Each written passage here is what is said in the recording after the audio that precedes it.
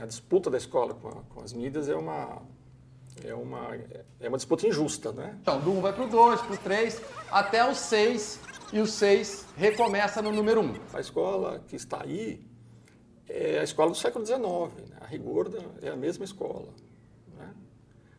E as mídias trabalham com a sedução e as técnicas do audiovisual, né? Então, o que nós temos que fazer? Transformar as mídias em aliados, né?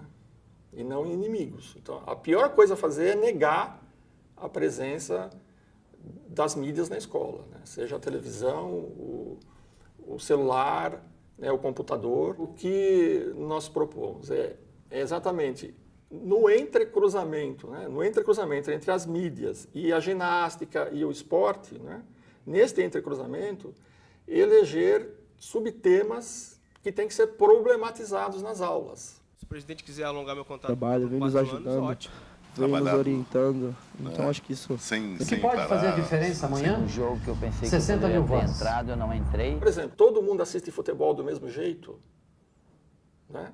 Ou seja, na medida que eu vou entendendo como a televisão tem um modo de focar o esporte, né? Tem uma linguagem própria que fragmenta e descontextualiza o esporte, porque pega apenas alguns aspectos da prática, né? E não todos. Por exemplo, só aparecem os vitoriosos, né? Assistindo programas televisivos do Brasil que falam sobre futebol, a gente acha que todos os jogadores de futebol do Brasil são ricos, né?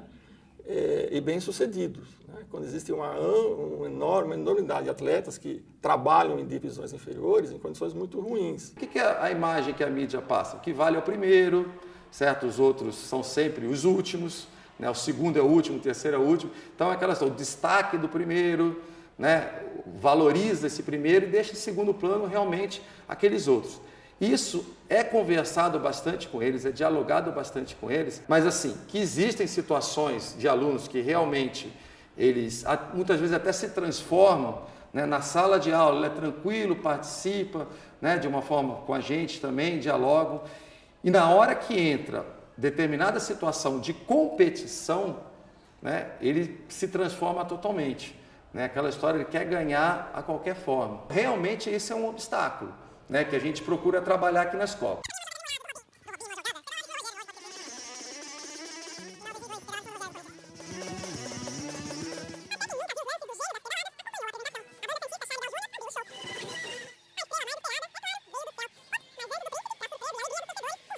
Quando a gente vê lá um determinado jogador de futebol com uma determinada marca de camisa, né, a impressão e a figura que isso traz é que se eu utilizar aquela marca, eu me sinto no lugar daquele craque, daquela pessoa.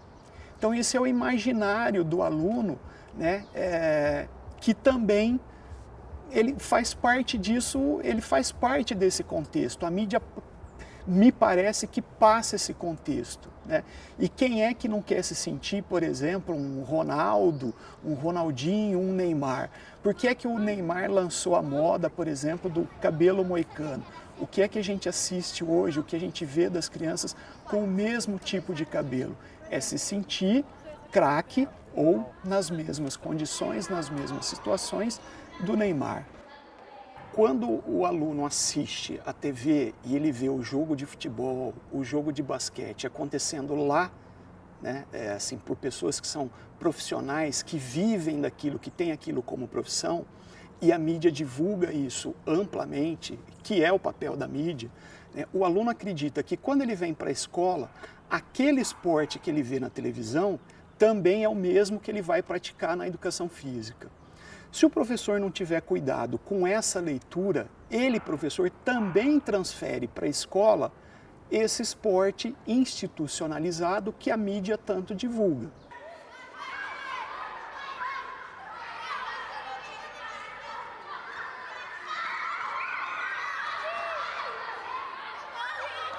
Agora, eu posso utilizar esse esporte mais institucionalizado para as minhas aulas? Posso. Então eu vou pegar o quê? Exemplos de doping, exemplos da violência que acontecem nas torcidas dentro do estádio e fora dela, as questões de consumo, por exemplo, né? O jogador de futebol hoje que muitas vezes tem pouco período de estudo, mas atinge um sucesso muito grande e mostra, né, os carros caríssimos que eles possuem, né?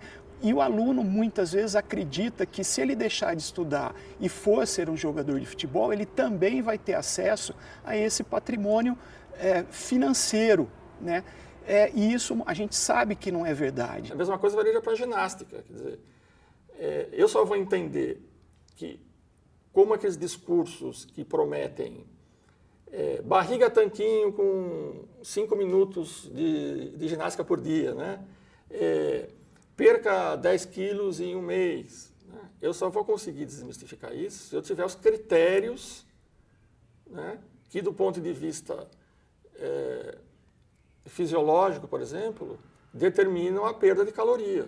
Quanto exercício eu preciso fazer, quanto eu preciso caminhar, correr ou jogar bola para gastar as calorias que estão, por exemplo, na merenda escolar que eu comi hoje. Então, se o professor possibilitar isso aos alunos, isso promove uma avaliação com critério. São questões para serem, sim, trazidas para dentro da escola, para serem trabalhadas com o aluno, para que ele faça uma leitura crítica, né, no final do seu período de escolarização, quando ele deixar a escola, como é que ele vai ver o esporte? De que esporte nós estamos falando? Né? Ele pode vir a ser um atleta? Pode. Mas se ele não for atleta, ele pode ser alguém que vai consumir esporte. Se ele vai consumir esporte, de que maneira ele vai consumir esse esporte?